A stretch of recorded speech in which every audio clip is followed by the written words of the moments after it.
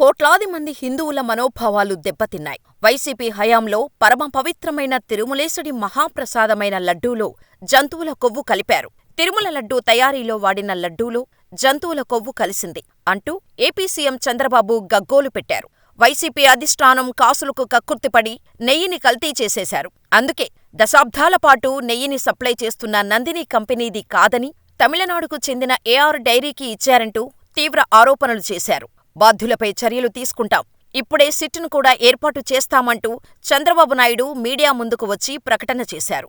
కలియుగ ప్రత్యక్ష దైవమైన వెంకన్న ప్రసాదంలో మా హయాంలో కల్తీ జరగటమేంటి?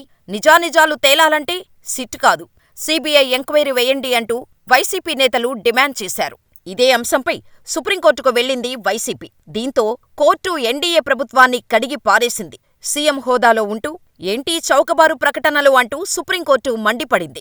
అసలు సుప్రీంకోర్టులో ఏం తేలింది? చంద్రబాబుపై ధర్మాసనం ఎందుకు ఫైరైంది? మరి ఇప్పుడు పవన్ రియాక్షన్ ఏంటి? మరో దీక్ష చేపడతారా? తిరుమల లడ్డూ ప్రసాదంపై ఏపీ ముఖ్యమంత్రి నారా చంద్రబాబు నాయుడు చేసిన వ్యాఖ్యలపై సుప్రీంకోర్టు తీవ్రంగా మండిపడింది. కల్తీ నెయ్యి వాడినట్టు ఆధారాలున్నాయా అంటూ సూటిగా ప్రశ్నించిన సుప్రీంకోర్టు లడ్డూ శాంపిల్ని ముందుగానే ఎందుకు పరీక్షల కోసం పంపలేదని నిలదీసింది.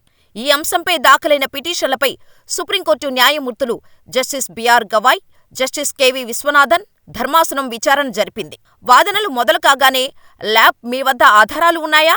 నెయ్యిని రిజెక్ట్ చేశారని ఈవో చెప్పారు కదా, నెయ్యి రిజెక్ట్ చేశాకే వాడే పరిస్థితి ఉండదు కదా, ఇదంతా పబ్లిక్ డొమైన్లో ఉంది కదా, జులైలో రిపోర్టు వస్తే సెప్టెంబర్లో చెప్పారెందుకు?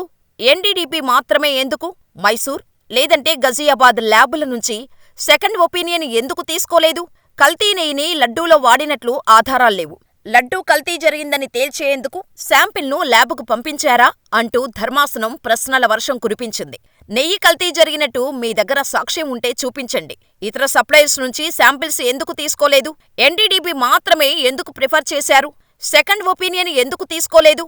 లడ్డూలను ముందుగానే ఎందుకు పరీక్షకు పంపించలేదు? కల్తీ జరిగినప్పుడు ఎందుకు బహిరంగ ప్రకటన చేశారు? అంటూ టీడీపీ తరపున లాయర్ సిద్ధార్థ్ లూథ్రాను సుప్రీంకోర్టు ప్రశ్నించింది.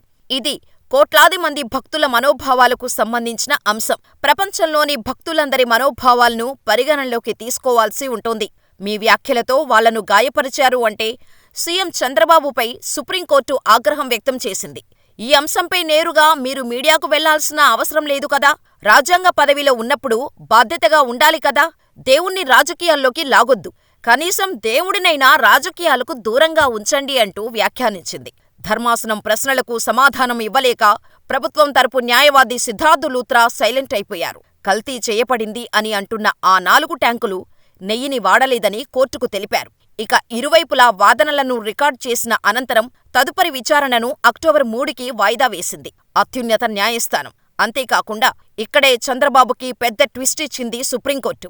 లడ్డూ వివాదంలో సిట్టు దర్యాప్తు కొనసాగింపుపైన అభ్యంతరాలు వ్యక్తమవుతున్న నేపథ్యంలో దీనిపై సమీక్షకు సుప్రీంకోర్టు సిద్ధమైంది.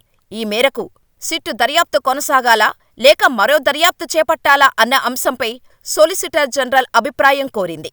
అక్టోబర్ 3న జరిగే విచారణలో సొలిసిటర్ జనరల్ తన అభిప్రాయం చెప్పమన్నారు.